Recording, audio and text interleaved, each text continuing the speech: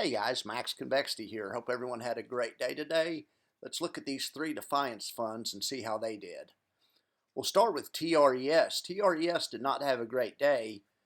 Went right into the middle of the no profit box or the no-go zone or the valley of death, whatever you want to call it. For this strategy to make money, they need their price of TLT, which is the options they trade, to be outside of the red box, either above it or below it.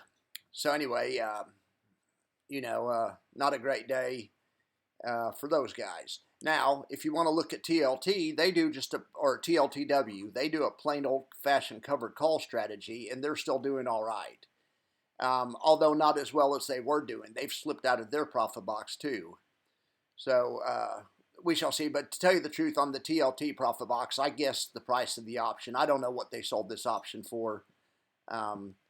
Anyway, I would rather be in TLTW shoes right now than TRES.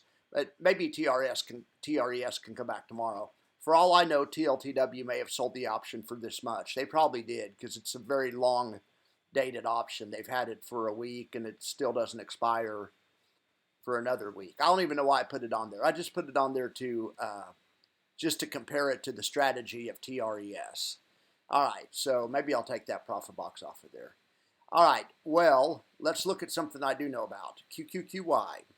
All right, so these guys right here, they sold options at the 17,700 level for 94 bucks, okay? The market settled at 17,604 or at 17,613 today. So they had to buy those options back for the difference between 17,613 and the strike price, which is 17,700, right?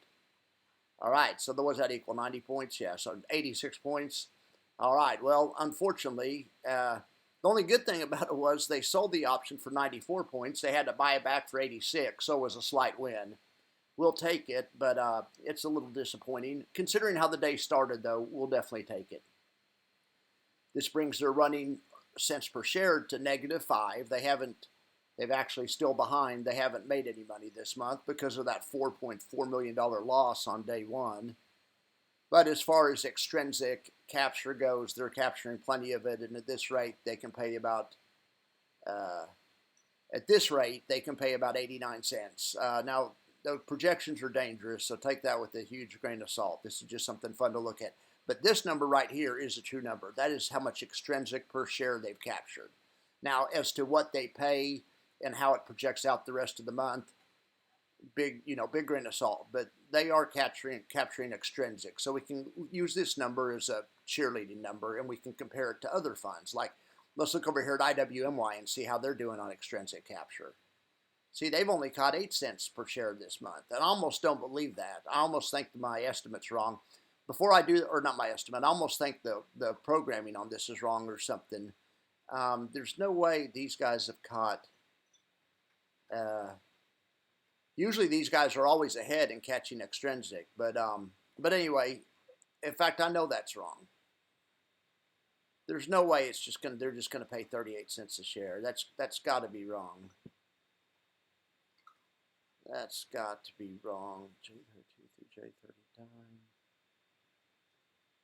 All right, well, that's right. And then divided by T35. Sorry, thanks for letting me troubleshoot this while you're watching. I don't know. It's supposedly right. Well, we'll see. It's not starting off really good for Russell this month. All right, well, let's look at how they did on the option strategy part of it. They sold options for $18 at the 1975 level. So the difference between 18 and 1975 is 1957. All right, so they're looking for at least 1957 on a closing basis. Well, the market closed in 1937. So that's going to create a loss for them, and sure enough, a pretty big size loss. $991,000. That's not good. That's not good at all. So they're behind 33 cents for the month already. Boy. All right, not the way I wanted to start off the month with those guys. All right, so let's look at JEPY now.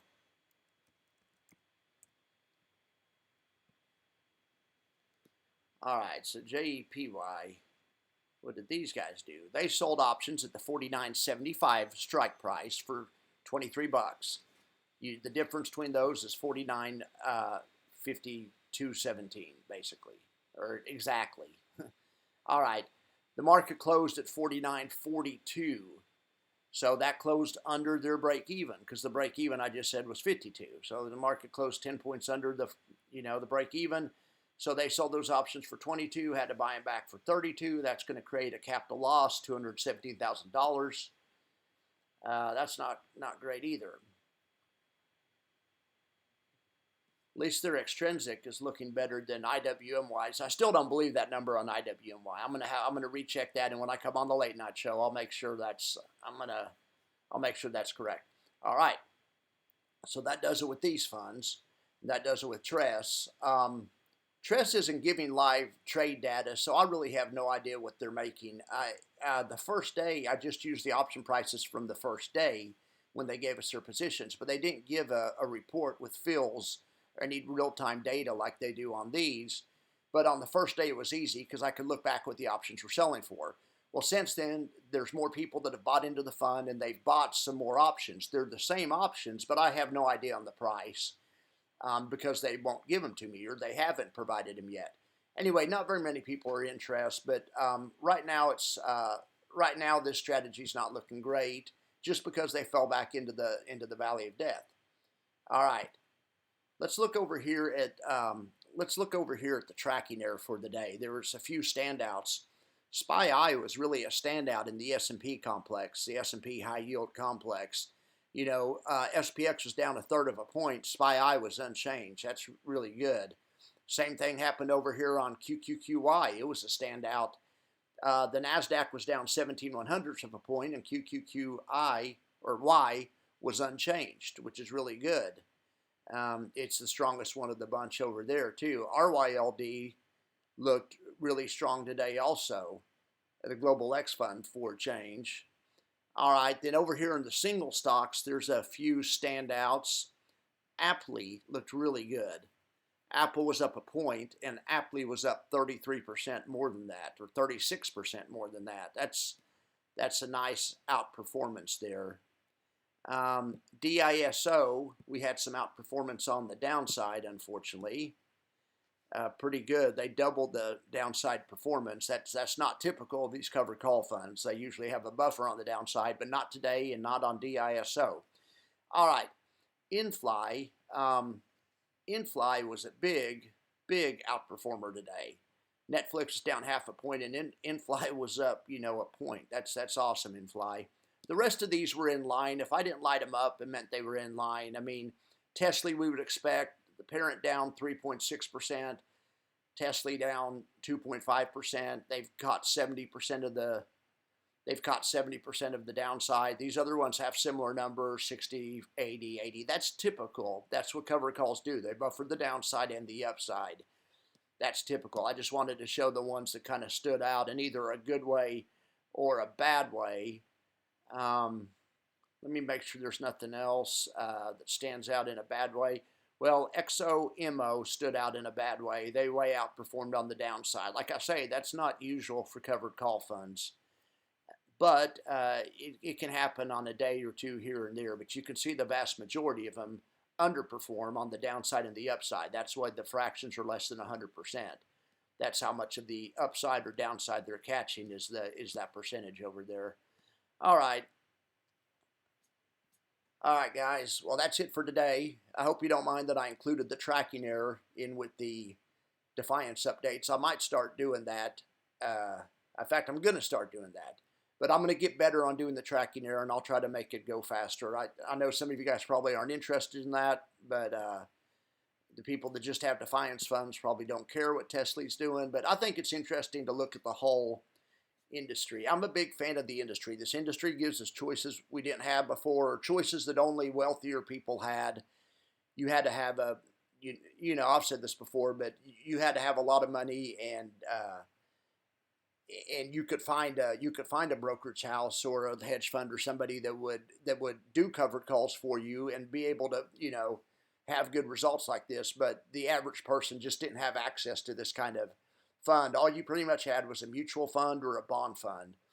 Mutual funds averaged about 5% a year. They underperformed the benchmark, which is 10%, you know, and they're just, mutual funds were just not great. But anyway, when the passive ETF industry started, when the SPY came out in 96, I think it was, and then you started having indexing, it got more exciting because you didn't at least have to pay a manager to underperform.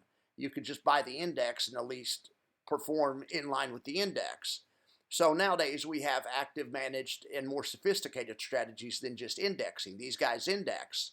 JEPY buys the index, but the active strategy part of it is they do an option overlay, or they sell puts on top of it to try to make a yield. So I'm excited with the whole industry, and I like to cover it every day. All right, guys, thank you very much, and you have a wonderful afternoon.